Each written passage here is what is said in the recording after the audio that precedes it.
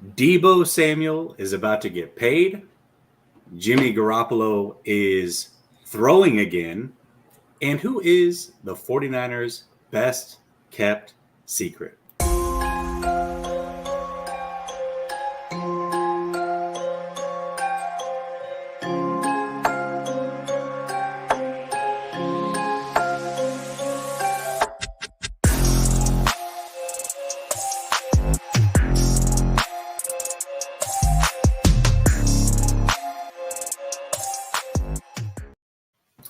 All right, welcome back to Last Second Sports, where we are giving you our take down to the last second. It's Tuesday, so you know what that means.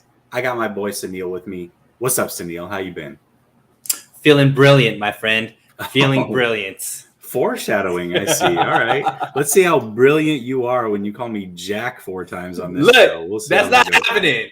That was years ago. Oh, this is only ago. Jesse and Jesse, only Jesse. I got it. Because I'm pretty sure that there's some smart people in the chat that certainly can show up and say, hey, I mean, here's a clip from last week where you called him Jack on the show. But I do digress.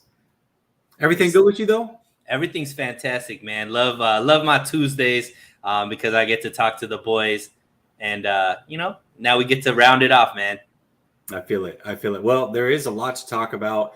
And we actually just switched up the show on the fly. What's up, Memphis, Maine? Just switched up the show on the fly. Deebo's trainer. Small clip. Deebo's training. And he says, we about to get paid. I mean, he about to get paid. So overall, he's in San Francisco. We did see that. He showed up there within the last couple of days. He's training, obviously, getting ready for training camp. I don't think there was ever a question on whether he would show up to training camp. He really doesn't have a choice but to show up. He could do a hold in, but he looks pretty healthy, so I don't think that's a route that he's going to take. His trainer says he's about to get paid. He allowed his trainer to post it. What are your thoughts about that? I mean, this is, at the end of the day, for all that the ups and downs we've had regarding this whole Deebo situation, we talked about it last week. This was a real situation, or maybe I talked about it last week with Marco on my channel because Marco's pretty tapped in. The 49ers were definitely fielding calls when it came to Deebo, and they were like listening in and seeing all that. So for all the drama and all of the, ups and downs and the close calls when it came to this, at the end of the day, I think this is kind of going on the same timeline that the 49ers always do their extensions. And that is going to be right before training camp or right, on training camp. Deebo's going to get his extension. It'll probably put him, I think you talked about the numbers, probably put him a little bit over AJ Brown as far as guarantees and all that kind of stuff, so that he's at least the highest paid in his draft class. And, probably a four-year deal, keeping him on the team, and he'll be ready to go, and this will be a distant memory, just like the George Kittle debacle is a distant memory now. And I believe Deebo fits back into this culture right away. I think he has a lot of close friends on this team. I think he enjoys playing with the guys, and I think this is just him trying to take care of his family, and the 49ers trying to just make sure that they set the precedent that we run things. It's not the players that are running things. And if you see it from both angles, this is obviously going to be, once he signs that dotted line, we're all happy, as faithful. So that's how I see it. What happens first? Deebo Samuel gets paid or D Ford gets cut? D Ford gets cut. Oh, really? Okay. What happens first? Deebo Samuel gets paid or Jimmy gets traded? Deebo gets paid. Okay. All right. We're going to talk a little bit about that. I was just wanted to see where your mind's at with everything. I don't know. I talked about that with Grant last week. I kind of went in a crazy direction. I said that I think that Deebo gets paid, Jimmy gets cut or traded, and then D Ford gets cut or somehow makes his team again because I mean, I don't know. Why has he not been cut? D Ford is like one of those guys that nobody's talking about, somehow flown under the radar. They talked about him back in May, saying that he's not going to make the team, that he was going to get cut. They reiterated that again, late last month, and here we are. He's still on the team somehow, some way. It's absolutely crazy. But yeah, I'm with you. I think that, once Deebo wasn't traded during the draft, it became very clear that he was in the 49ers long-term plans. He's going to stay a 49er. I'm not too worried about it. I know that they're pressing up against training camp. That can be a little bit worrisome, but I think it's one of those deals that really probably gets done at the 11th hour. It's one of those things that training camp's going to start. We're probably not going to know that a deal's in place. And then, oh, by the way, a deal's going to get announced like right after the first practice or during the first practice, something like that. Mm-hmm. I'm not too worried about it. And if for some reason it doesn't happen, Deebo is going to be a part of the team. I mean, it sounds like a lot of the national media thinks that he either has to get paid or he's gone. And that's just simply not the case. I mean, he's a 49er this year. And quite frankly, he minimum could be a 49er for the next 3 years, even if he doesn't sign a long-term deal, because they can franchise tag him. So Deebo's not going anywhere, not at this point. I thought there was a good chance it would happen during the draft, but once the draft came and went, there's no way that Deebo is going anywhere. That's a good thing for the 49ers. That's a good thing for Trey Lance, and that's a good thing for 49er fans. Yeah, all right. Go ahead. I'm sorry, and I think you feel the same way too. More likely he gets extended than they try to play the whole franchise tag thing. Yeah. I mean, I would agree with that. I think that they're going to try to extend him, but we've also seen where things just don't line up.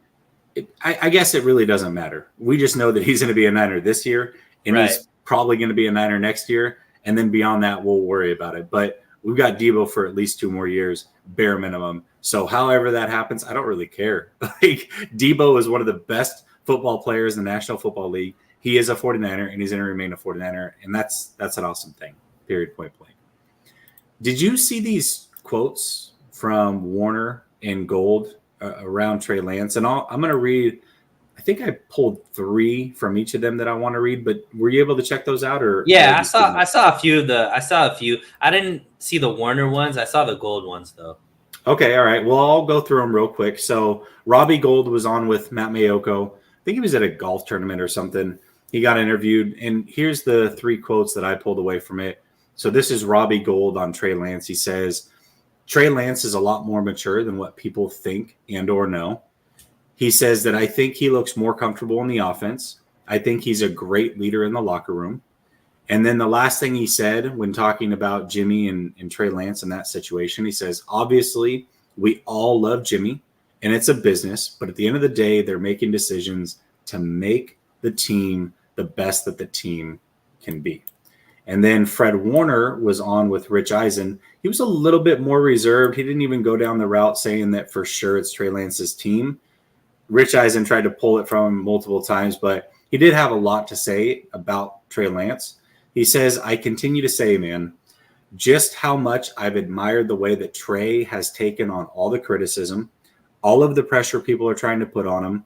He's been super professional about it, especially with how young he is, very mature for his age.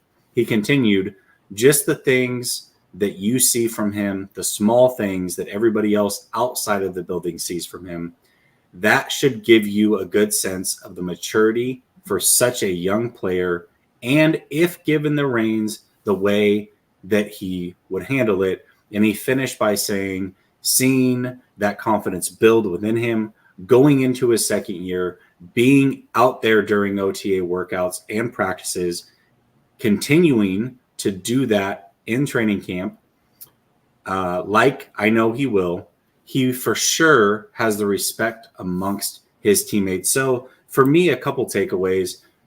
The things that we've been talking about Trey Lance, things that I've been praising Trey Lance for a very, very long time, the maturity, the other things, the things that aren't measured by physical attributes, the mentality. These are things that you've heard a lot of people talk about pre-draft. You've heard a lot of his coaches and teammates talk about it. You've heard people who are interviewing him talk about it and what they've taken away from just being around Trey Lance. And now you hear Warner and Gold talking about it yet again. Those, to me, are the biggest takeaways. Again, teammates are here to pump up other teammates. We have to understand that. But when two people are continuing to echo things that we've already heard, you just have to put the pieces together and realize that this is who Trey Lance is. This is what he shows to his teammates, and this is what his teammates are excited about. So those were my takeaways. What were some of your takeaways? Yeah, I think there's two big ones. The first one is, a lot of these things that are being said, even though they keep talking about his age and young and all this kind of stuff, feels like Trey Lance has been on this team for a long time, right? I'm not hearing, and maybe it's just because we're so tapped into 49ers stuff, but I don't hear these same type of things coming out of Jacksonville about Lawrence or Chicago about Fields, or even when New England, like, you didn't hear about all these things, even though they were very high on Mac Jones. Obviously, they started him his rookie season. So the fact that these things are being said, I don't know if it's us being tapped in or the fact that there's been this overly critical media about Trey Lance and the team's just, trying to have his back and all these types of things. But it just seems like the players are very comfortable with Trey, and I think that's a good sign overall. So hearing more of these quotes paired in with all the other quotes we've been hearing from teammates and, the Brandon Ayuk video and trolling the media and all this kind of stuff, it all plays that these guys really are behind Trey and really like him. And it seems like it's genuine and not forced. But the thing that really stood out to me was that Robbie Gold quote. And I'm glad you read that, because that was the one that stood out, because he acknowledged this wasn't just about, this was about the team feeling like they're making a decision to make this team better. And the fact that Robbie Gold, a veteran, right, in the league, even though he's talking about a business and, hey, we love Jimmy G, but that was kind of, I took it as a little bit of acknowledgement that they even believe that Trey Lance is going to be able to take this team to a different level that Jimmy was being able to do now. Does that mean that they're going to automatically go win a Super Bowl in his first year as a starter? I don't know. I think it's possible, but I'm not going to sit here and be like that's what I believe is going to happen. But the fact that these guys are starting to see that, hey, there's a different dynamic that Trey could bring, and that acknowledgement, I think, was a big thing, because that's the first player to say it out loud. And a lot of us have been thinking that. A lot of us that are Trey supporters have been taking a lot of flack from Jimmy supporters that we do believe that Trey can help elevate this team. And now, you have Robbie Gold kind of acknowledging the same thing. That's what I took from that quote. Absolutely. And one of the quotes that I didn't read, but is something that should be taken away, is that Fred Warner talked about how the 49ers continue to draft guys that are in love with football, and Trey Lance fits that mold. And that's something that we've heard as well. That's something when I interviewed Randy Hedberg, his quarterback coach at NDSU, he talked about that. He talked about how much Trey loves the game and how important that was to them when they brought Trey Lance in. And that's really all you can ask for. I mean, if a kid wants to be great, is dedicating himself to be great, he's intelligent, he's a natural leader, he's a hard worker. I mean, I feel like you're probably going to get the best out of the capabilities that he has. And we all agree that he has some top level capabilities. So if he gets the best out of those capabilities, I mean, really the sky is the limit for this kid. And I want to talk about a quote here from BMAC. What's up, BMAC? He has a very, very good point here. He says the 49ers are a 60-40 run pass team. Trey Lance only has to be better than Jimmy G, and I think he already is. And going back to what Gold says, it sounds like Gold and some of the teammates acknowledge that he already is. And you're absolutely right. He doesn't have to be – everybody wants to compare him to a Mahomes or an Allen or a Herbert or what have you. He doesn't have to be any of those things. If he's just better than Jimmy, that's all they need from him, especially as long as he's there by the time they make the playoffs. That's really what they need. And so that's what we should be talking about. It's not Do we expect him to come out and put up crazy numbers year one?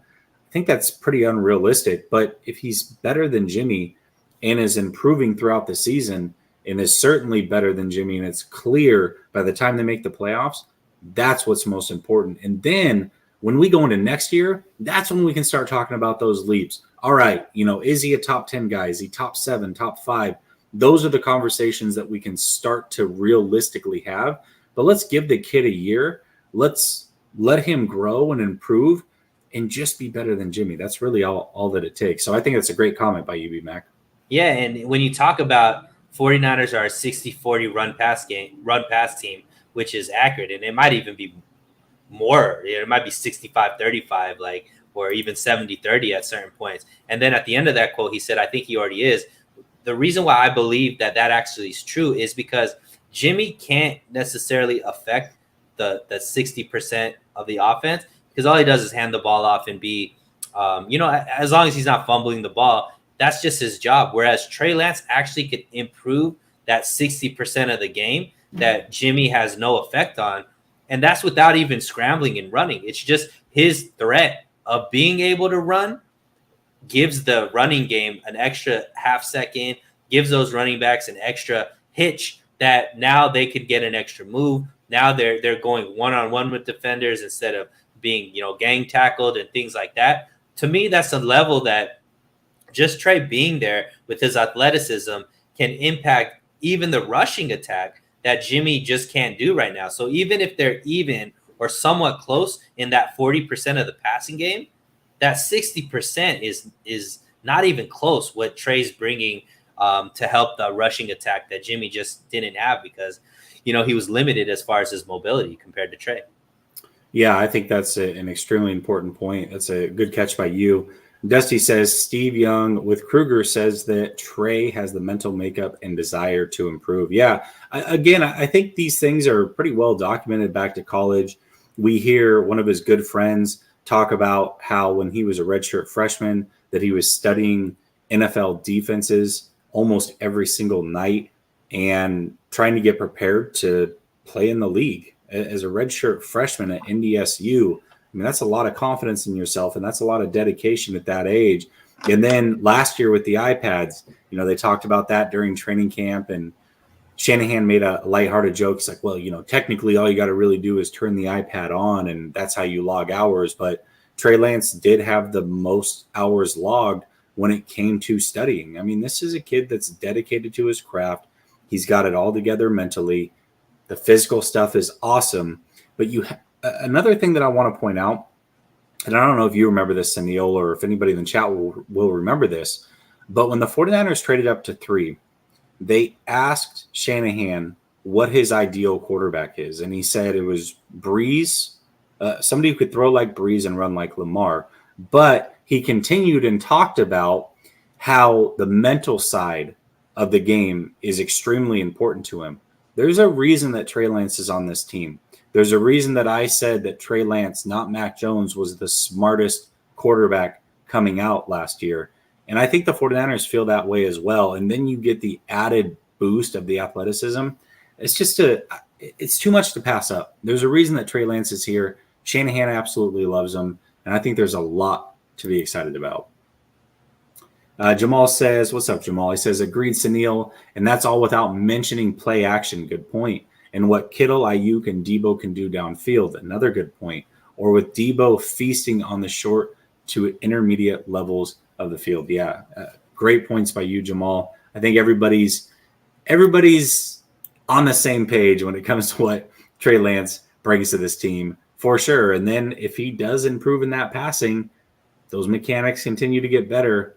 Again, sky is the limit for this kid. Absolutely. Well, before we move on to that kid, though, there is one guy that I want to bring up.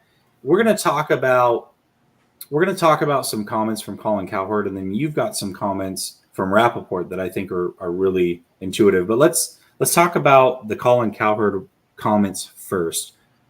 And I found this interesting. He says that Jimmy, not only is he underrated, but he's the most underrated player in the league at this moment based off of the circumstances. What are your thoughts on that, Suneil? Yeah, and I mean, you go further into. I mean, that statement in itself is like, okay, maybe because you look at it and you say Jimmy Garoppolo over the last 3 years has been one of the last four quarterbacks, 2 out of those 3 years, right? Been in a Super Bowl 3 years ago, NFC Championship game, and was within one score of making another Super Bowl. So if that was the way he's making the argument, you're like, okay, maybe that makes sense. The fact that nobody wants him, right? Because there's no smoke around who's trying to trade for him and all that kind of stuff. But that's not the argument that Colin Cowherd tried to make. He tried to make the argument that there's false narratives around the health of Jimmy Garoppolo. And I'm going to summarize his argument. When Jimmy Garoppolo is healthy, he plays. That's the argument. And he cherry picked on the years that he was healthy and said, look, these years that he was healthy, he played majority of the games. He just happened to ignore the 2 years when he wasn't healthy out of the 4 years that he's been on the team fully, where he missed over half the season of those games. So it's just like, to me, the fact that Colin Cowherd, I mean, he's just one of the greatest sports personalities in that. The fact that he's one of the biggest, highest, producing kind of, he's a brand in itself. But he has the confidence to go on there. No, he could spew out this complete BS argument that Jimmy Garoppolo isn't injury prone. And his argument is when he's healthy, he plays. Well, hey, Colin Cowherd, anybody, when they're healthy and the starter, they tend to play. So I don't understand how that automatically makes him this durable Iron Man, and this narrative that every other year he has a season-ending injury, which is the case. Somehow that could be just glossed over because when he's healthy, he plays. To me, it was just bananas that was the argument he was trying to make. It was certainly a good spin. I think the direction I'm going to go with this might surprise some people, but real quick, I don't know if you know this, but Colin Cowherd is actually from the Pacific Northwest. I remember when I was a kid, he was on, I think it was Fox, just the local news channel. He was the sports guy on the local news channel when I was a kid. And then he went into AM radio, later FM radio, and then he, ended up blowing up and making it to ESPN, which is cool because, I mean, I kind of grew up on Cowherd when he was small peanuts. But, and I actually like Colin Cowherd quite a bit. Me too. I think he does a great job of coming up with some really crazy narratives and keeping people engaged. But I don't like his argument because you're right. That was his argument. That's a pretty silly argument. But I actually tend to agree with him on his overall statement. I think right now, Jimmy Garoppolo might be the most underrated player. And the reason that I say that is he is a starting level quarterback. I mean, say what you want about Jimmy, and trust me, I've said plenty about Jimmy Garoppolo. So I am no saint when it comes to this. But at the end of the day, he is a starting level quarterback, right? May not be the best, but he's anywhere from 18 to 22 when he is healthy and playing. And that's better than what a lot of teams can say that they have. And so the fact that even if he was healthy, I don't know what the trade value would have been for Jimmy, right? And to tell me that there is no market for a guy, which, I mean, let's be honest, there's no market for this guy right now. To tell me there's no market for a guy who can start in this league, that's kind of crazy. That's underrated. Now, I think that there is a group of the fan base that pisses people off and says that, well, Jimmy's really, really good. And so we're like, hey, listen, you're way overrating who Jimmy is. But I think what the league is telling us who Jimmy is, I think he is underrated in that sense. That's just my opinion. I agree with Colin's statement. I don't agree with how he arrived at that statement because that was absolutely freaking wild. You're right. That was his argument. So you believe that he's the most underrated player right now? Right now at this very moment, because first of all, he plays the most important position in football. Right. Okay.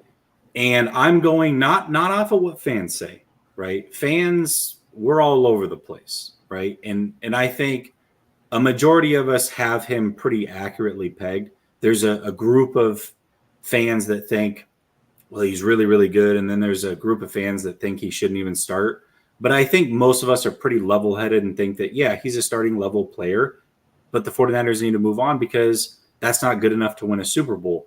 But when you play the most important position in football, and I think that maybe there's 20 guys in the league that are worth actually starting. Even though there's 32 starters, 10 or 12 of those guys are not actually worth starting in the NFL. The quarterback position is very, very thin. It's very top heavy in this league. And if you have one of those guys, and I believe Jimmy is either one of those guys just barely, or he's borderline one of those guys that you can make an argument for, deserves to actually be a starter in this league. I think if nobody is willing to trade anything for that guy who plays the most important position, he's very underrated. So, yeah, I actually do agree with this statement. I think that if this wasn't an even year, there would be a trade for Jimmy Garoppolo. But let me tell you why he isn't the most underrated quarterback. 2017, he moves to the 49ers, plays 5 games, wins 5 games. Awesome. Gets a huge contract. 2018, what happens? Season-ending injury. 2019, healthy, coming off, playing really, really great. I mean, he's able to throw only 8 passes and win a NFC Championship divisional game against Green Bay. Amazing. The type of intangibles he brought to that game, and takes it to the Super Bowl. Like Colin Cowherd says, outplays Patrick Mahomes for 3 quarters of that game, right? Great. Super Bowl 2020, what happens? Injured. Season-ending injury, right? This last season, 2021, takes the team to an NFC Championship game, has shoulder surgery. On the hook for any team, $26 million. Going into an odd year, what does that mean? Everybody knows what's going to happen. Season-ending injury, coming off of a shoulder surgery. He's not underrated. The problem is people don't trust that they're going to allot $26 million to a quarterback that they don't believe is going to be able to stay healthy. Now, how those injuries happen, are they freak, are they whatever the case may be, when you have a 5-year span and 4 years of full years where every other year this quarterback is going down with a season-ending injury, that's not underrated. That's just teams realizing that I would rather go for maybe somebody who might not have the upside of a Jimmy Garoppolo, but has the best availability over the best ability over Jimmy Garoppolo, which is availability. And that's just the case. That's the only reason why the 49ers have moved off of him and were willing to trade 3 first rounds or use 3 first rounds to be able to get a replacement over Jimmy, is because at the end of the day, yeah, they win with Jimmy, but the problem is they can't trust that Jimmy's they don't win because of year Jimmy though either.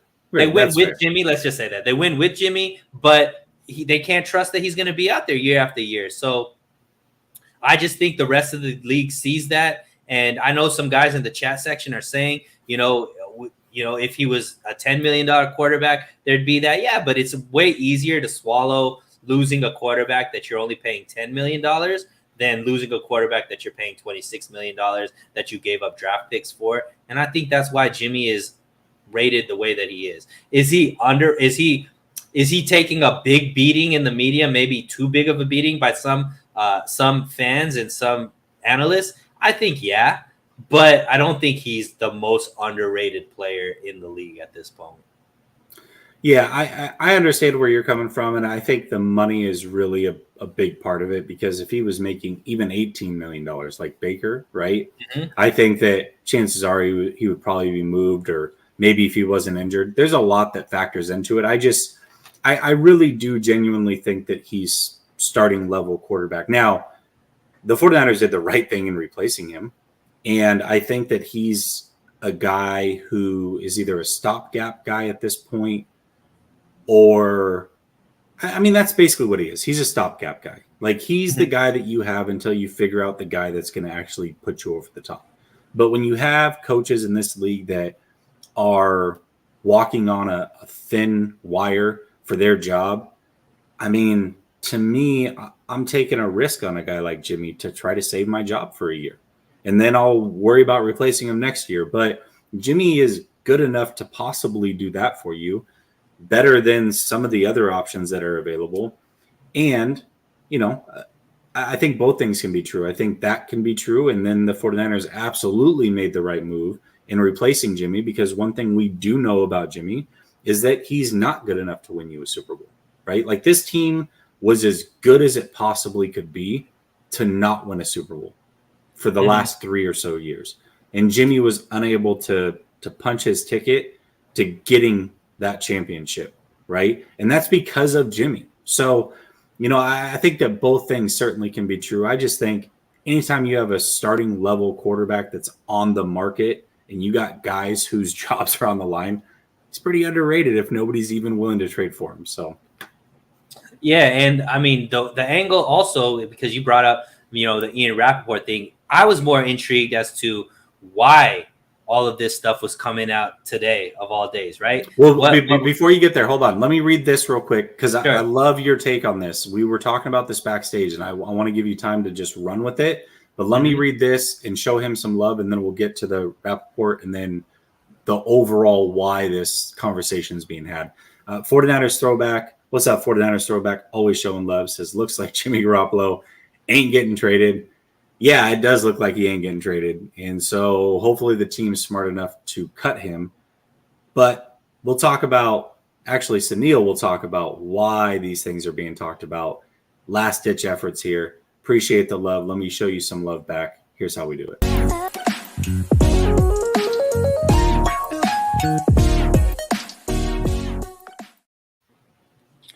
Yeah, and all I right, mean, Suneil, go crazy. Yeah, and a 49ers throwback, Fernando, you know, definitely coming in, making the point that I think the reason why everything's coming out, like whenever we talk about off-season stories, when guys like Ian Rappaport and Adam Schefter and these guys come out with their reports, we always have to ask ourselves, who is leaking this information and what is the point of it, right? And so initially, you know, you hear the Colin Cowherd thing. I think Grant retweeted the video and said, this is Don Yee's monologue, wrote this monologue or something, clearly coming from Jimmy Garoppolo's, camp, which makes a lot of sense. But then Ian Rappaport actually came out and, you know, was on doing an interview, and he mentioned that Jimmy has met with his doctor and everything is going really well on schedule. And then there was a few things that he stated to me that really stood out. And one of them was the 49ers are ecstatic about where Jimmy is as far as his rehabilitation, that the shoulder is actually, the rotator cuff is actually going to be stronger after the surgery and the rehab and all this kind of stuff than it was before. And that Jimmy Garoppolo isn't going to be available for training camp till mid-August, because they don't want to slowly bring him on. They want him to be strong enough to where he could throw and be ready to throw the rigors of an NFL game and throw the ball down the field 40 yards plus multiple times without having to slow play that. They want him to be fully healthy and all this kind of stuff. So to me, that was very, very interesting. Not on its own. Hold on a second. Hold on. You said they wanted him to be able to throw down the field 40 yards multiple times. When has Jimmy ever done that in his life? Exactly. That is exactly my point of all of this stuff, right? So why is all of this coming in? You know, on its own, you could be like, okay, maybe this is coming out from the 49ers, right? Or maybe this is coming out, you know, but combined, this is more to what Fernando said, that they are getting no calls on Jimmy right now. So maybe this is a concordant effort between the San Francisco 49ers and Jimmy Garoppolo camp that, look, we know that we know that you don't want to be here anymore. We don't want you to be here anymore. I think they're both on the same page as that.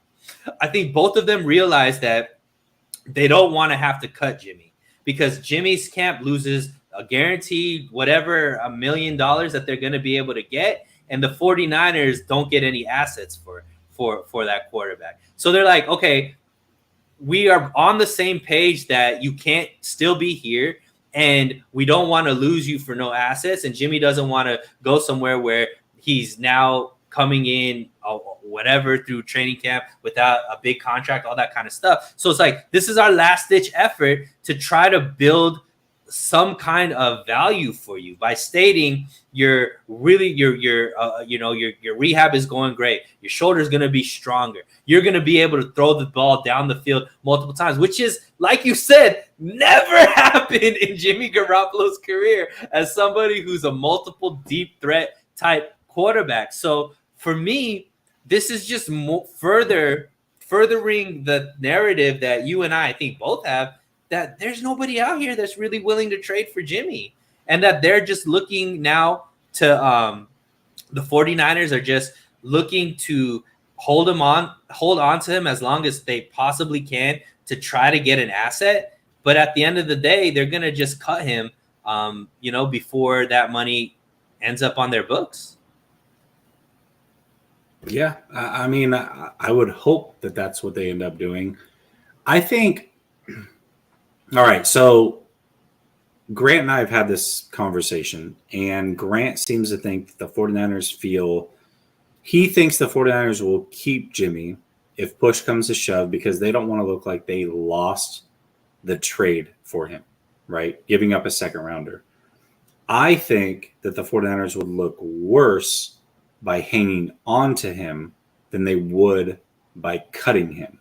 And the reason that I say that is because if you hang on to Jimmy, that is telling everybody that nobody wants anything to do with Jimmy Garoppolo, right? And then you definitely are losing the trade more so than ever, because you're paying this man and not holding on to that money and doubling it up for next offseason when it becomes extremely important, to where you could cut Jimmy and say it's for Jimmy's benefit.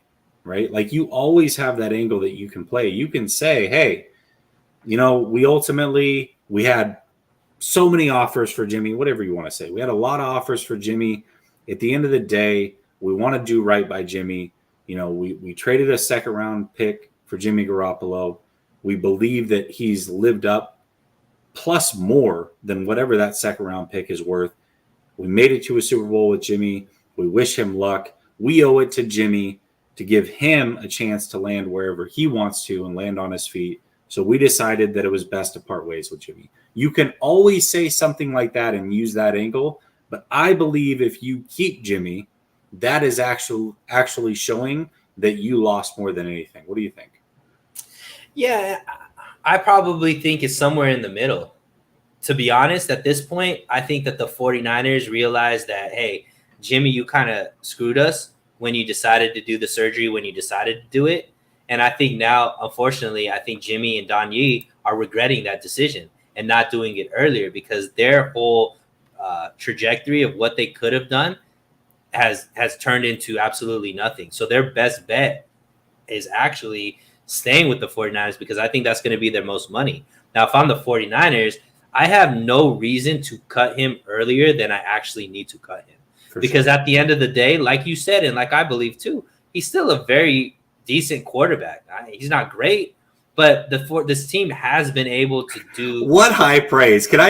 Let's go back to that for a second. He's still a very decent quarterback. Right. Yeah. I don't want to say that it's very great or very good, right? He's a very decent quarterback, right? And the 49ers have been able to win with him at quarterback. This relatively same team has been able to, contend for Super Bowls with him at quarterback. So if you already have this tucked, right, I think I'm with you where I believe the money is more important for next season than having Jimmy Garoppolo on your team. So eventually they have to get him off of the roster. However, they don't have to get him off of the roster now. Why not keep him there as a safety net just in case, God forbid, I'm knocking on wood, Trey Lance has some kind of injury? You already have them budgeted in. It's not like it's going to take you over the cap or anything like that. Keep them till the last minute. And worst case, there's only two options at that point. Maybe a team comes in and they're able to get, a draft pick for it, and then they trade him, or they have him all the way up until, hey, Trey Lance is healthy all the way going into week 1 of the season, and then you cut him and save all the money. So at this point, it's not smart for them to cut Jimmy earlier than they need to, because at the end of the day, he's still a safety net just in case something happens to Trey Lance during training camp. So I really think that's where they're at right now. Yeah, for sure. And I can't make sense of this comment. And if you can't either, then I'll have Eric. I mean, I know you're limited with $2, but just throw it in the chat to clarify. Do they count against the cap if they are in space? Oh, actually, I do know what this comment is. Never mind. This is going back to a call-in show, which I'm going to be starting again. I think I might actually roll with it this Thursday, get it back. We're going to be doing it every Thursday, essentially. And I can't do it next Thursday, but I do want to get it in before training camp starts. So I think I'm going to roll this Thursday after Hammer and Nails. And I know that, Eric, you're one of the guys that has been asking about it. But this is a comment where he said that we should all start a GoFundMe for Jimmy Garoppolo to send him to space since he's not able to be traded. And I think that's a great comment. And I think that might be a loophole. If they are in space, I don't think they count against the salary cap. So that's a very, very good, smart move by you to talk about that. That's awesome. I love that you brought that back. This is like 2 months ago you said this. That's brilliant. I love it, Eric. Let me show you some love. I appreciate it.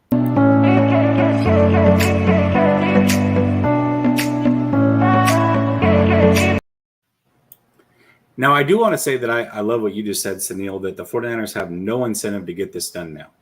Like, there is no reason to do that because, A, you don't want him to go to another team and be able to pick things up and be at his best, right, and look good.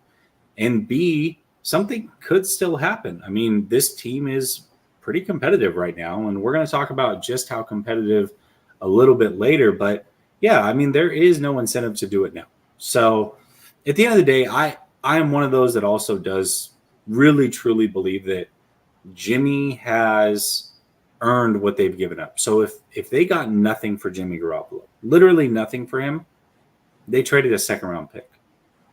He's been worth the second-round pick they gave up. He just has. And so he's already earned his keep. If they get nothing for him, they already won the trade, in my opinion. They already won the trade. So you don't have to worry about re-winning the trade or putting the nail in the coffin and saying, yeah, we really won the trade. Look at, we were able to rent Jimmy for 5 years and get every single penny back. It doesn't have to be like that.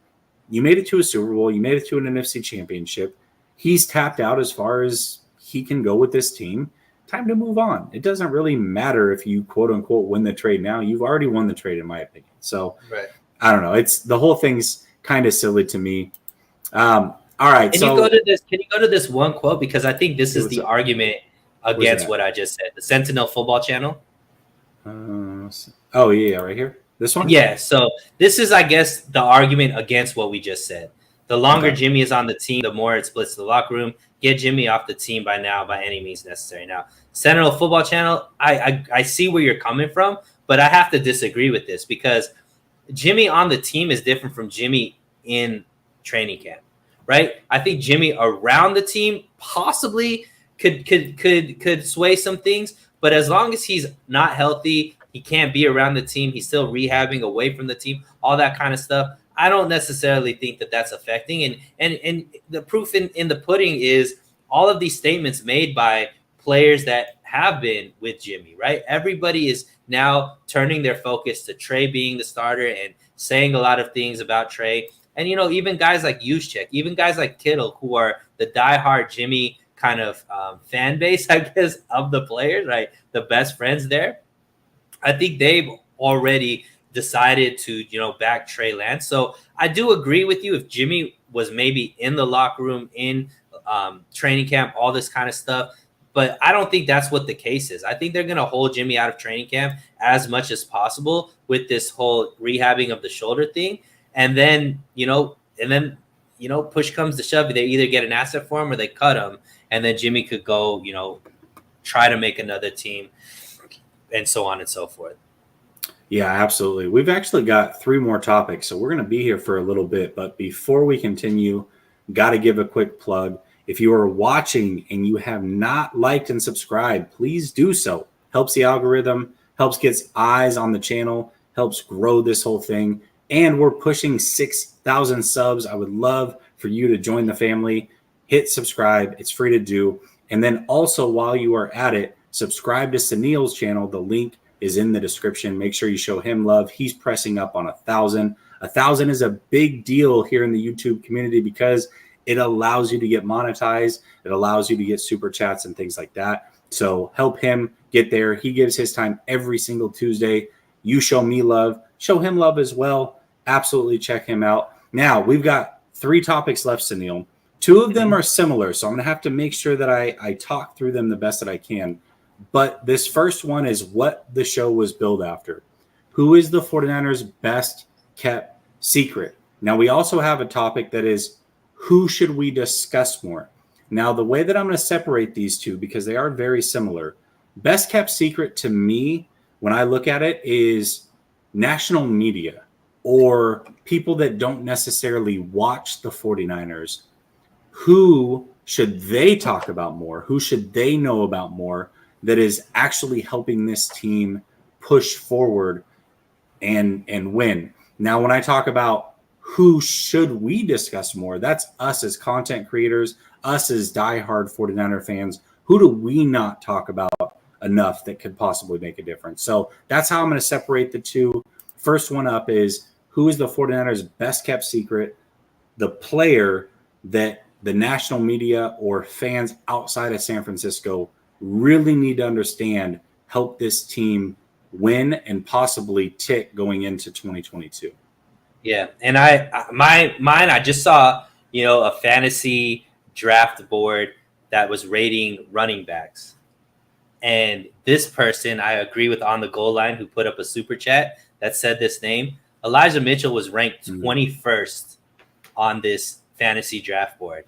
And I think I can understand maybe why people don't understand Elijah Mitchell and his impact or how good he actually is, because he was injured for 6 games, right? He didn't play 6 games out of the 17 games last season. But even in the 11 games that he played in, he was able to break so many different records. And the thing about Elijah Mitchell, to me, that is why he's going to be such a big asset is, one, I think this rushing attack is going to be a lot better because of the pieces that are coming back on the offensive line, as well as Trey Lance at quarterback. But he is the most reliable player with the ball out of the running backs of pretty much anybody in the league. It's like one of maybe like 2 or 3, maybe 2 players. I think it was him and Leonard Fournette were the only players that played through the playoffs and never fumbled the ball once, never turned the ball over once, never even dropped it on the ground. And this isn't just a fluke for Elijah Mitchell.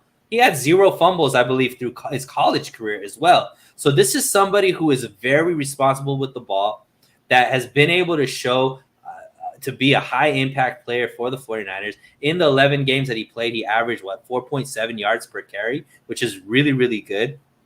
And I believe with the added depth in the running back room now, and Trey Lance there as a starter, they're going to be able to not have to just give him the ball as much and minimize his workload. But I don't think that's going to affect his actually impact, because I think it's going to keep him fresher and actually see that speed, because he is a 4-3 type running back. We weren't able to see that speed because I think he was just carrying the ball way too many times. So you take back, get him around that 12 to 15 carries per game, plus keep him healthy for the full 17-game season.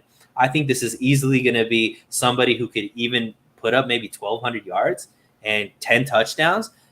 You're talking about really, really good production from a running back that isn't being talked about that much in the national media. Absolutely. And Sentinel, no, it doesn't have to be a player. I mean, it could be anybody. And I see where you're going with this. You're either probably going Kasurik or you're going D'Amico Ryans. And I think those are also really good choices. I love the Elijah Mitchell. Guys in the chat, throw in who your best kept secret is that you think that the national media or people who really aren't as hip to the 49ers should understand that, hey, this player makes an impact.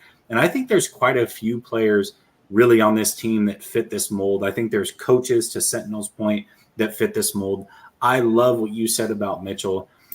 I think, a fan favorite as far as a player that doesn't get enough love certainly is a guy like Jimmy Ward. Could have gone that route. We could go the Jennings or Ayuk route. I think there's a lot, use check. There's a lot of ways that we could go, but the player that I'm going to go with is a player that I said last year going into training camp was a player that I thought wasn't getting enough love, a player that I thought was going to be a really beyond serviceable number 2 corner for many years to come. I don't know if you remember last year, but before everything got started, they talked about Verrett, like he was the guy. But opposite of him, they tried to replace Moseley many times. They tried to give Witherspoon a million chances. They talked about, should we bring back Sermon? That was a big topic all last offseason. And I was saying, no, Moseley's good. Just give the kid a shot. Well, I think Moseley proved that last year. Moseley's a guy who gave up a 65.6 quarterback rating, 56% completion, 0 touchdowns in 11 starts last year, and only had 4 missed tackles. This guy, for a number 2 corner, is extremely good. And last year, let's not forget, he was forced to be the number 1 corner. And one thing that we saw, and we saw it in very rare instances, but they actually had him follow the best receiver on the other team.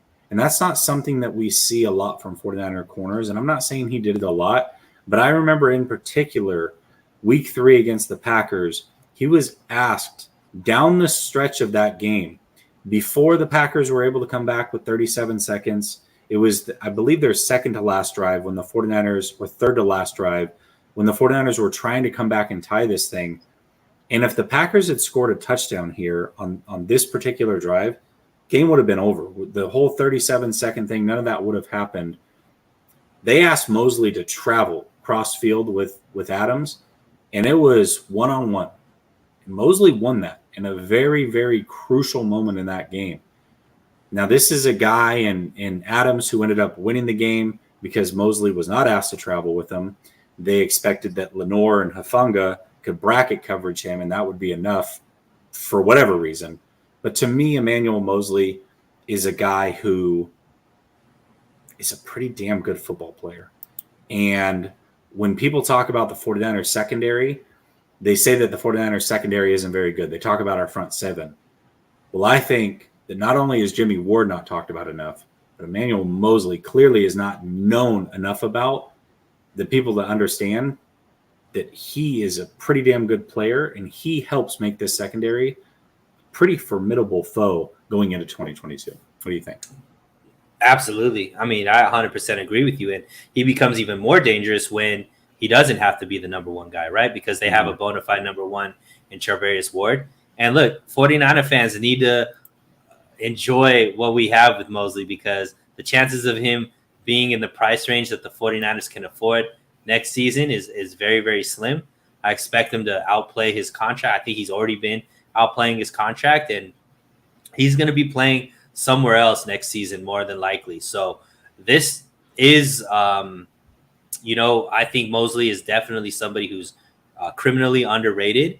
And it's because, once again, this defense just doesn't turn the ball over quite a bit. And usually the corners that get the most praise are the ones like a Diggs, who's just intercepting the ball left and right. And that's not really what Moseley's game is. Moseley's game is, you're just not going to catch the ball on me. You're not going to have a great game on me. I'm going to be an irritant, really close to breaking up plays and all that kind of stuff. And you're going to have a hard time having any type of success, consistent success against me.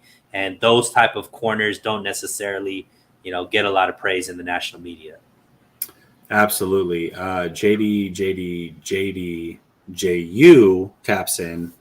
First, he says that we're 49er fans, we're bums. And then he says you guys almost lost to the Lions. Small ass beard, hit the gym, you too little. Well, I'm 6'2", 230. I don't think I'm that small of a guy. But one thing you don't know, JU, is that by hating you're also showing the channel love. So while you're here, why don't you hit subscribe? You can show love every single chat. I don't care if you hate on me, but make sure you subscribe. Otherwise, you're doing us a disservice. But we love the banter. I don't even know what you look like. I don't know who you root for. But, yeah, they did almost lose to the Lions. They also almost made it to the Super Bowl. And unless you're a Rams fan, which I guess is possible, they have a lot of bandwagon fans nowadays, you really don't have a leg to stand on because your team also didn't win the Super Bowl. But if you are a Rams fan, congratulations to your team. Appreciate you showing love even through your hate. And, yeah. All right, let's move on to the next one. The next one is, who should we discuss more? So us 49er fans that, well, we're diehard, right? Again, these are we're either content creators or we're guys who try to take in as much content as possible through the 49ers throughout even the offseason, the slowest parts of the offseason.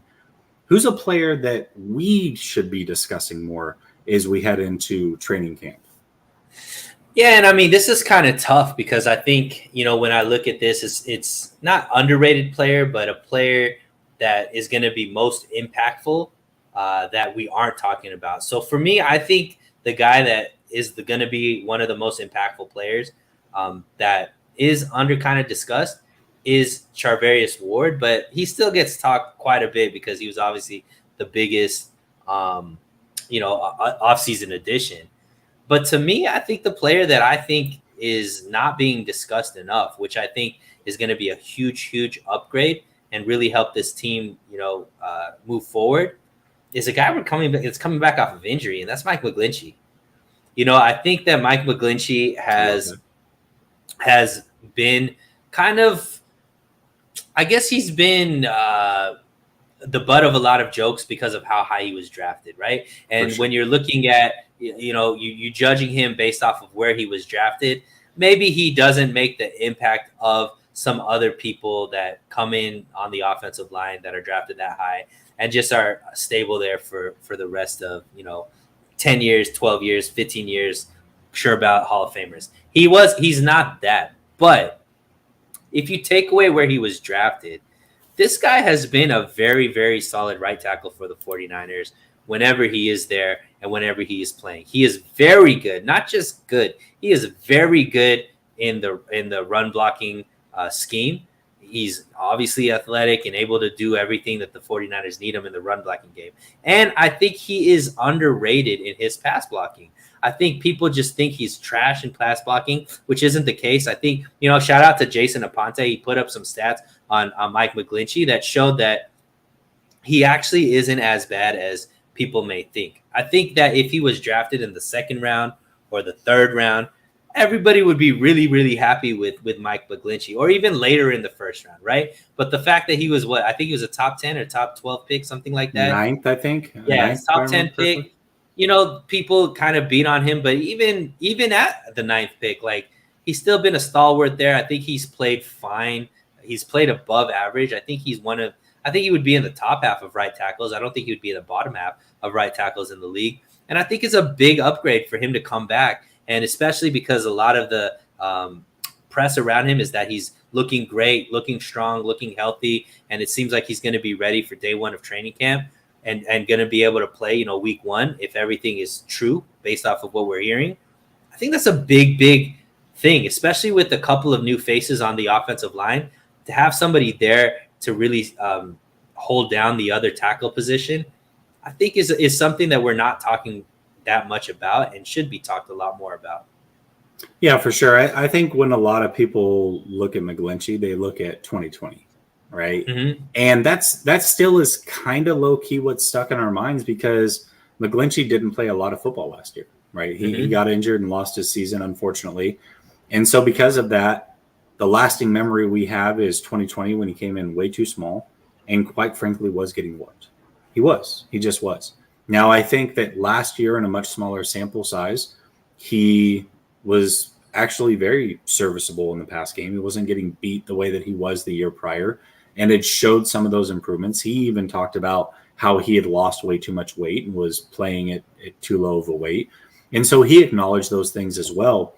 And so I think that's the lasting image. But you're right. I mean, the 49ers, even if it's a player that you don't necessarily believe in, we need Mike McGlinchey to be good this year, right? Like Mike McGlinchey has to be good in order to protect the future asset that is Trey Lance. Like the most important piece of this team relies on a good offensive line. And so Mike McGlinchey on the right side is one of the few players that has been in this league and played some meaningful football. And so they need him to be good in order to protect their assets. So, yeah, I agree with you. I think McGlinchey certainly is one of those guys that's, whether, again, to your point, is underrated or just a guy that we're not talking about enough playing a significant role and being important to whether this team is successful or not in 2022. I think that's a great call out by you. Gammon, what's up, my guy? I have to apologize. You're apologizing because usually you think long and hard about how you're going to troll me, but you're off your game. I have to tell you, you're off your game because I haven't been streaming as regularly as normal. I've had family in town and then I had COVID. And so I haven't been on a schedule, which really is throwing you off schedule. So how can you troll somebody that is not consistently around? So I apologize for not being around enough.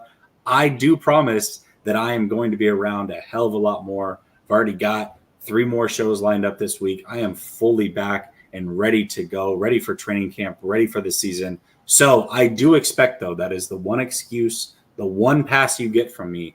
I expect that your troll game is on point the next time I go live and you are in the chat, brother. I appreciate it. Let me show some love to you. Here you go.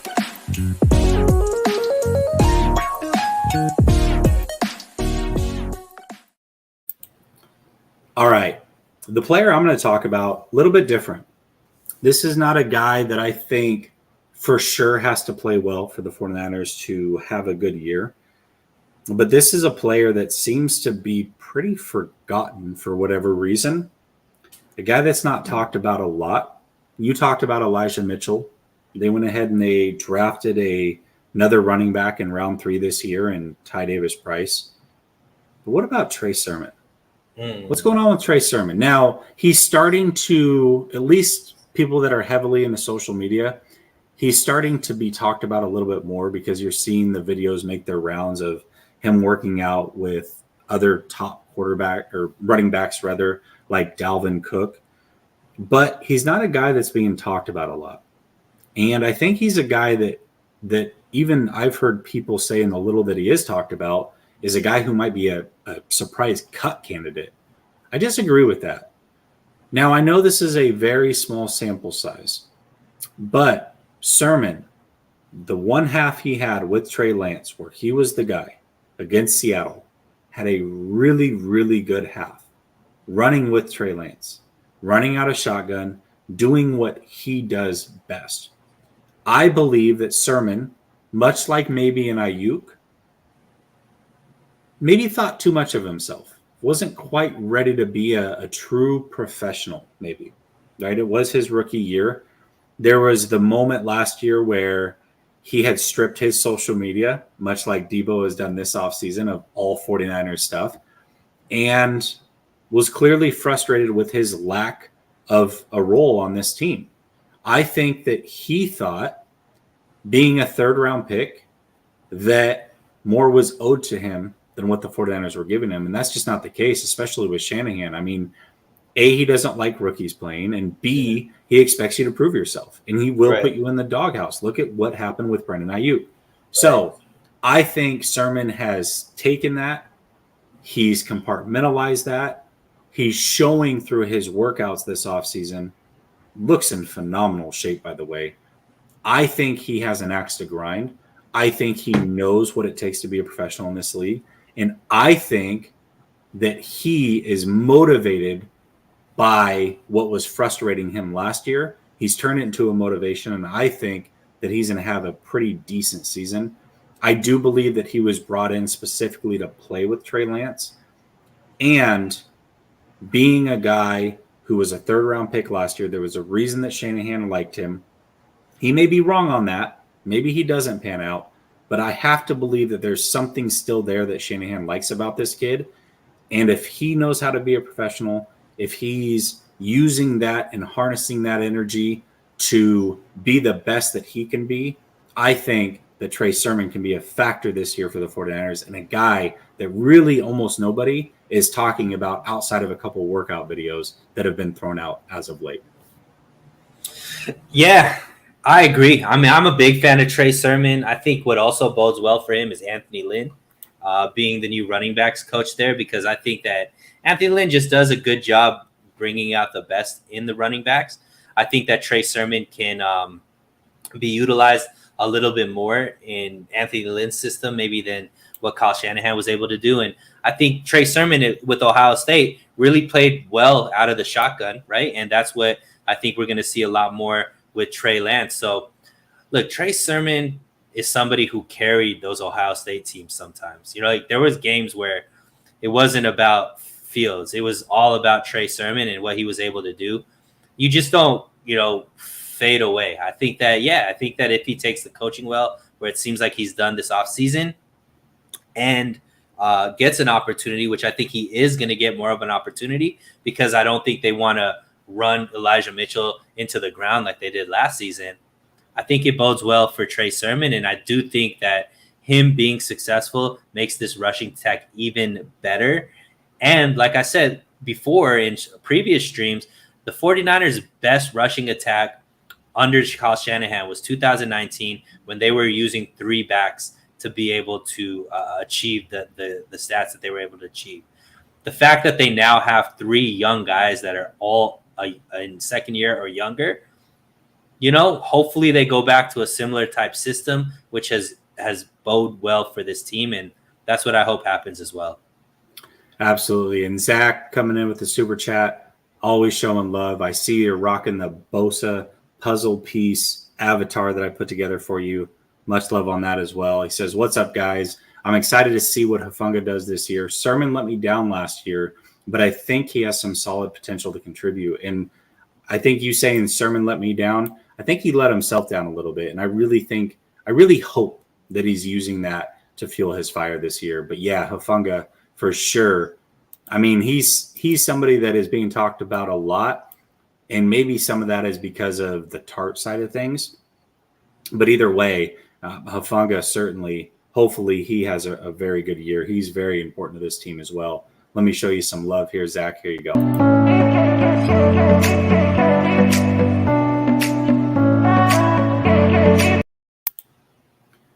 All right, and brother. Jesse, before you move on, there's a couple of super chats that you missed, both from on the goal line. Okay. He dropped in a 199 when we were talking about the most underrated player, which was Elijah Mitchell, and then he came back to try to get on again with the 499, saying, I got more besides Mitchell. I think Aaron Banks will actually be a solid and good starter for us. So mad props to on the goal line, throwing an there extra we go. 6. Okay, I see. Gosh, that was way back. That was my bad. Yeah. I don't know how I missed that one. Thank you for holding me accountable on that one. Yeah, best kept secret, Elijah Mitchell. Yeah, he was in agreement with you, and he says, I got one more besides Mitchell. I think Aaron Banks will actually be solid. I'm less worried about Banks than I am anything we have going on at center, Brendel included. So I'm with you on both of those on the goal line. I appreciate that, brother. Let me show you some love for the super chats.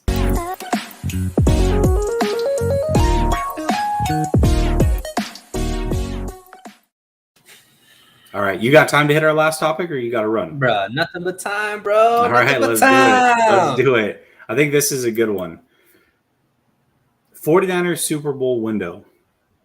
Is it truly open right now? If it is open, how long do you believe it will be open for? And if it's not open, when do you believe it will open? Ooh. So 3 questions there. 1. It's 2. Yes. It's like a choose your own adventure. Okay. If you say yes, how long is it open? If you say no, when does it become open? Okay. Choose your own adventure. So I believe it's open. I believe the 49ers are capable of winning a Super Bowl this year, based off of the roster that they have. And how long it will stay open, I think a very long time, man. I don't know how I could put an actual time on it because the quarterback is so young. But I don't think it's just Trey Lance.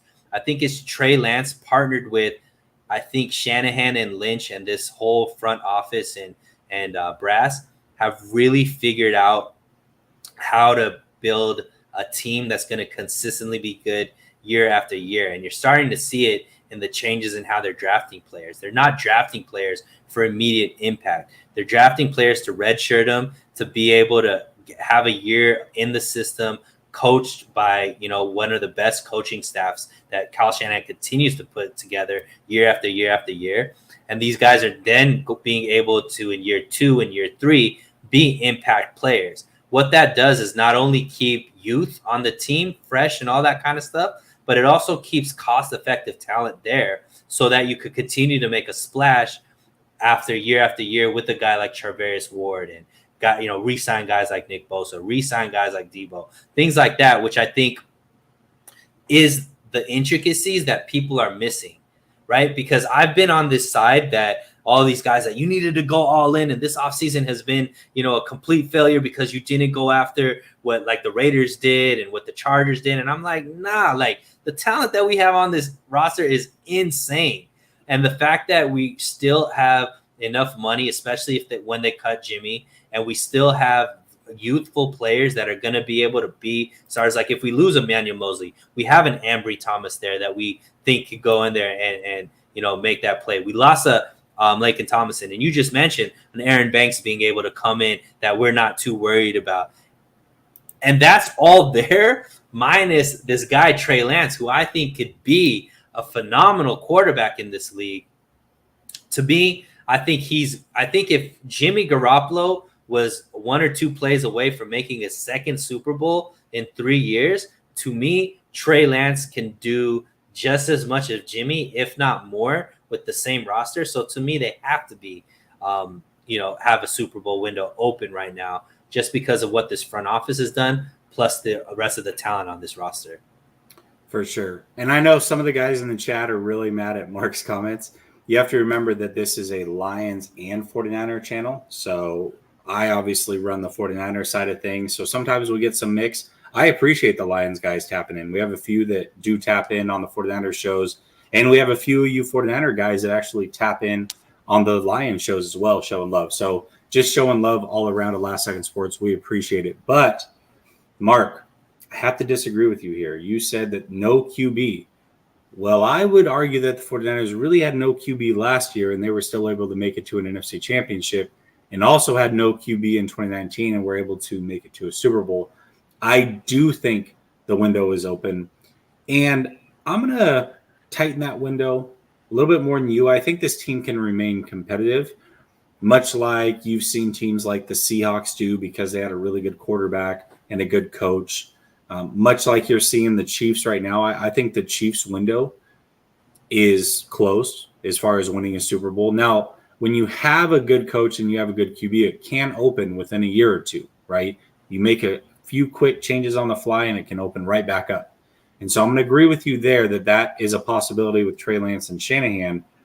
But the actual window is wide open right now, and I'm going to give it through 2024. So 3 years. They've got 3 years to really get this thing done.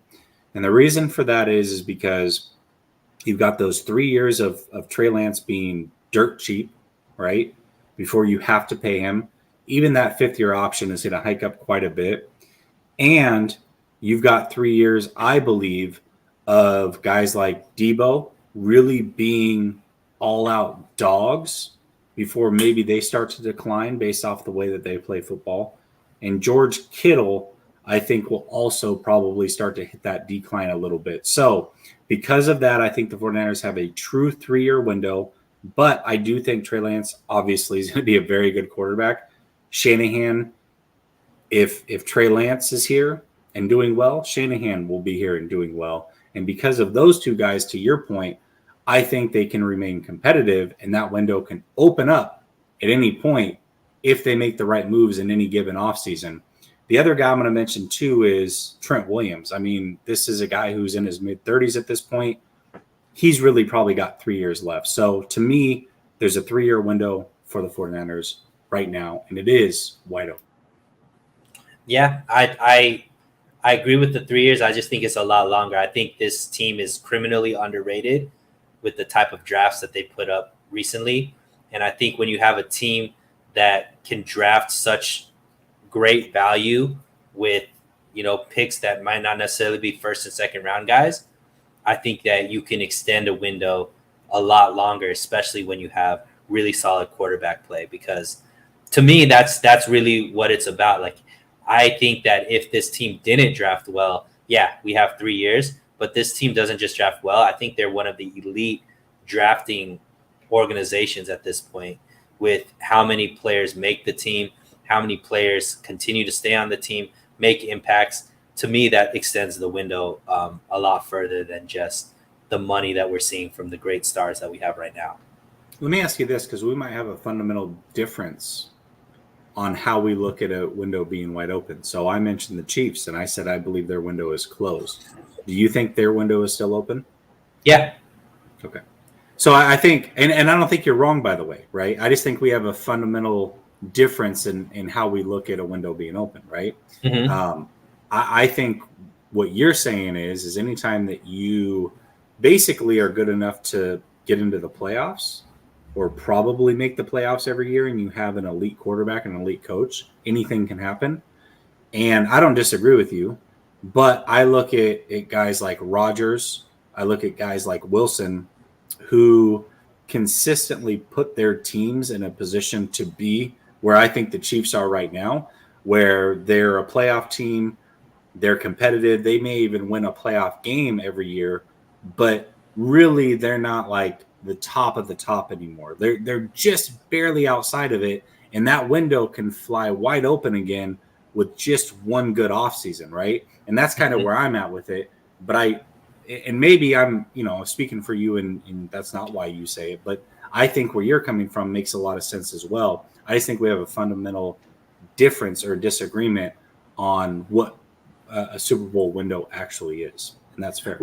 Yeah, and I think the difference between where I see like Green Bay and all that, I think their windows maybe not as open, but I don't think Green Bay drafts as well as the 49ers, right? So when you see Deebo fall off, I think Green Bay drafts a lot better than people give them credit for, but let's just talk about, you talked about Trent Williams. Trent Williams, I think, is the one position where obviously that's going to be a big loss, but hopefully in the next 2 or 3 years, they figure out a left tackle or they just trade for one like they've done with Trent Williams, right? But let's say Deebo. So Deebo falls off. They've already have a guy like Danny Gray, who hopefully in 3 years now becomes a player that you're still not paying a lot of money to, but can go in there and pair up with Brandon Ayuk that you've already drafted to still have a formidable receiving core to go out there, right?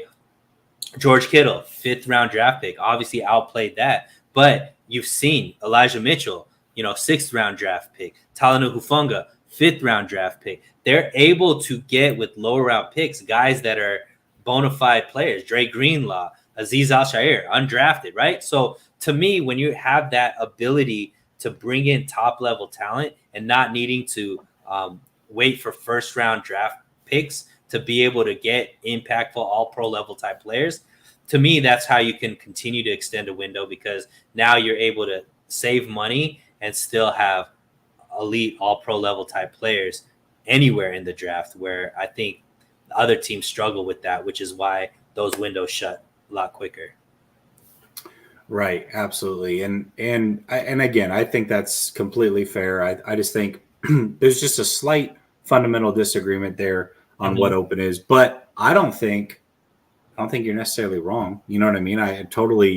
I agree with the premise of why you arrive at a window being open versus not. So I totally get that. Mark, I just want to throw this out real quick.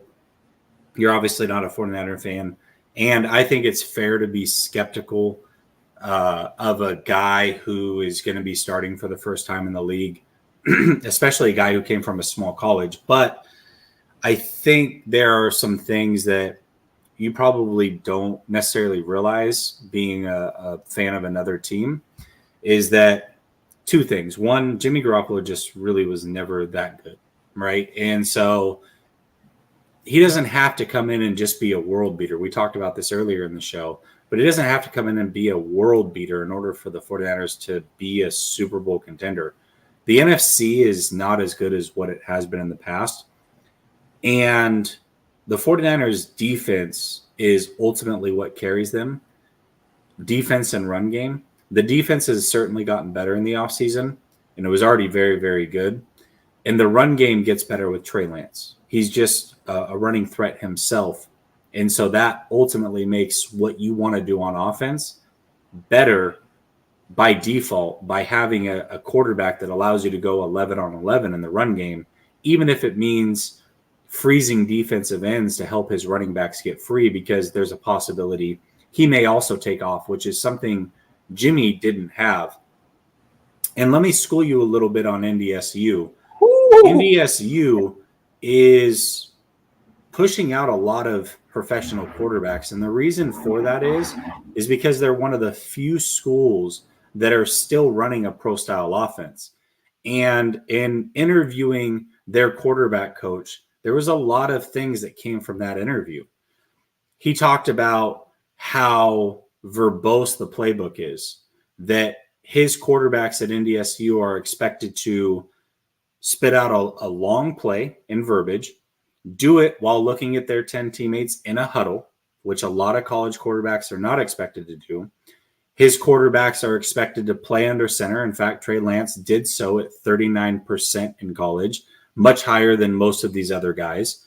And he's expected to call his own audibles and call out the blitzing linebackers, which is not something that most, I would say 99% of college quarterbacks are expected to do. So mentally, he's actually a lot more prepared than what you would think he would be coming from a small college. Now, I believe that physically there are some things that he has to get used to from a game speed standpoint and all those things. But let's not forget that he's not actually a rookie. This is his second year. And so he has been able to see that game speed, work through it, and have an offseason again to prepare for it. So I actually do think that with a quarterback as young as Trey Lance, as long as he's slightly better than Jimmy, and I think I've laid out a good case of why I believe he will be, that this team certainly can compete for a Super Bowl right now this year. I really, truly do believe that. Absolutely. Corey Davis tapping in and says, do you think that Kyle has to have a winning season to keep his job? No. Nope. Last year was that year. If they didn't have a winning season last year and then followed that up again with another losing season this year, I believe that Kyle would have been gone. But he made it to the NFC Championship last year. He drafted Trey Lance. I believe that he has a minimum 2 years to do whatever the hell he wants before even that conversation probably starts back up. So I believe that he saved his job last year by making it to the NFC Championship and really has free autonomy to do whatever the hell this year and even next year. What about you, Suneil? What do you think? You're muted, by the way. Thank you. There's so much drag racing on the street right here that I got to mute it so it doesn't. You're in the Fast and Furious movie set? Absolutely, always. You know, we out here in the valley near Hollywood and all that kind of stuff. But I don't think that he necessarily has to have a winning season, but I do think he can't like go 0-17 or 1-16 or you know, and be able to keep that job. Like unless Trey Lance is a complete if Trey Lance is a complete failure and this team falls off a cliff, yeah, I think he would lose his job in that case because there's too much of a roster here to not be competitive. So as long as they're competitive and let's say some injuries play a role why this team, like impactful players, you know, Trey Lance goes down or Nick Bosa goes down, something like that, then okay, maybe you still get grace there. But I do think this team has to be competitive, Jesse. I don't think that there's that big of a leash for Kyle Shanahan because if you're Jed York, you've given Kyle Shanahan and Lynch everything that they've asked for.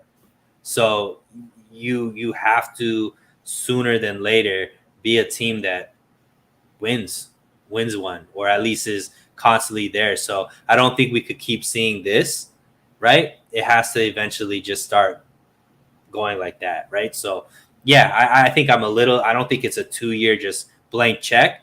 I do think that there has to be some results there. For sure. Yeah. And I guess let me rephrase that. He has 2 years regardless. Like if they win 5 games this year, he's going to be given another year. Now, if they win 5 games 2 years in a row, probably not a third year, right? So not necessarily a blank check, but pretty damn close. He's got 2 years. Unless something crazy happens. I think 5 games this season, I don't know if he comes back. Because, like I said, this is too good of a team. It has to go based off of what happened to lead to that 5 games. Because Trey Lance is underperforming and all that kind of stuff, then they're going to be like, why did you get rid of Jimmy? Right? You made that choice, kind of thing. So that's where I'm saying I don't know. I do think we're not going to have to worry about that because I think this team is going to be great. Yeah, I'm really not too worried about it. But yeah, I mean, maybe not. We'll see. Well, we won't see actually because they're going to be good. So we're not going to see. But no, I think it's a great comment. Thank you, Corey, for tapping in. Let me show you some love.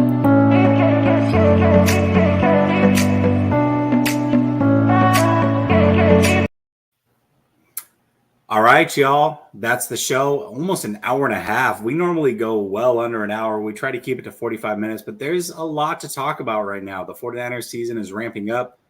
We've got training camp right around the corner, just over a week away. Cannot wait. Make sure you like and subscribe to the channel. If you are here, show some love. I appreciate it. Make sure that you go into the description of the channel, like and subscribe. Suneil's channel as well. Show him some love. He's pushing 1,000. We appreciate each and every one of you. Have a blessed night.